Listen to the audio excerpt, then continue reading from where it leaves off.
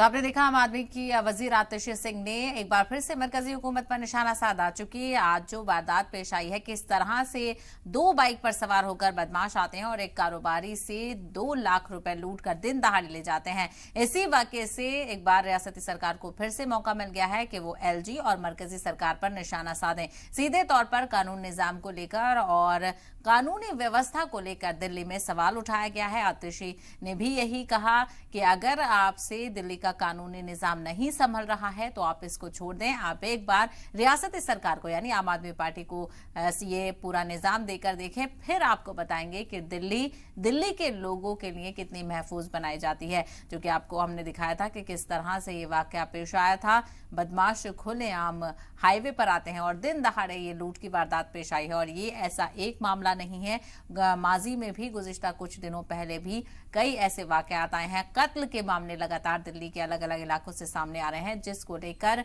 जो रियासती सरकार है वो एलजी इंतजामिया पे और मरकजी हुकूमत पर जमकर निशाना साध रही है।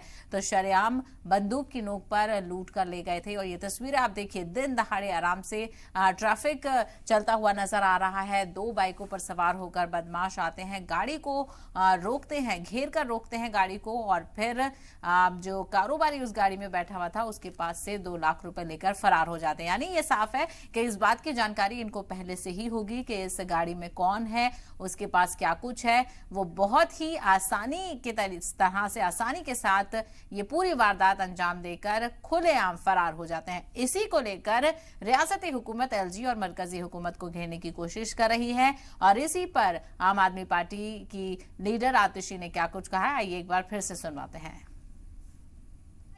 प्रगति मैदान में एक सरेआम डकैती का वीडियो सामने आया है। हम देखते थे कि ऐसी डकैती चंबल की घाटियों में होती थी, जहां पे गोली दिखाकर, बंदूक दिखाकर, कनपट्टी पर बंदूक रखकर लोगों को लूट लिया जाता था। आज चंबल जैसी डकैती दिल्ली में खुलेआम हो रही है। ना सिर्फ डकैती बल्कि बलात्कार हो रहे हैं, लोगों की कत्ल हो रहे हैं, लूटपाट हो रही है और ये दिन दहाड़े खुलेआम हो रही है, क्योंकि आज चोर चक्कों को, किसी भी प्रकार के क्रिमिनल्स को कोई डर ही नहीं है।